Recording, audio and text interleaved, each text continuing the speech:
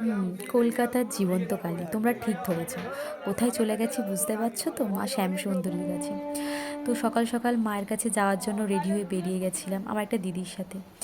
অনেক দিন ধরে মায়ের কাছে যাওয়ার জন্য মনটা টানছিল। কি বলো তো? ওই যে কথায় আছে না, মা না ডাকলে মায়ের কাছে যাওয়া যায় না। তো হঠাৎই মা আমাকে ডাকলো, অবশেষে মায়ের কাছে আমি যেতে পারলাম। অনেক দিন আগে থেকে যাওয়ার কথা ছিল, তো যেতে পারছিলাম না। তো অবশেষে মায়ের কাছে চলে এসেছি, আর দেখতেই পাচ্ছ সেদিনকে প্রচণ্ড ভিড় হয়েছিল, কারণ অমাবস্যা লেগেছিল। তো প্রচুর দর্শনার্থী এসেছিলেন মাকে দেখার জন্য, দর্শন করার জন্য, একবার মায়ের রূপ দেখার জন্য, মাকে এক ঝলক দেখার জন্য। তো এই যে আমরা দাঁড়িয়েছিলাম এখানে কাউন্টারে, এখানে ফুল প্রসাদ দক্ষিণা সমস্ত কিছু আগে দিয়ে দেওয়া হচ্ছিল। আর কতটা ভিড় তোমরা দেখতেই পাচ্ছ সেদিনকে, মানে মাকে সবাই দেখার জন্য ব্যাকুল হয়ে উঠেছিল। তো এই যে পুষ্পাঞ্জলি দেওয়ার জন্য সকলে আমরা দাঁড়িয়ে পড়েছিলাম, প্রচণ্ড ভিড়।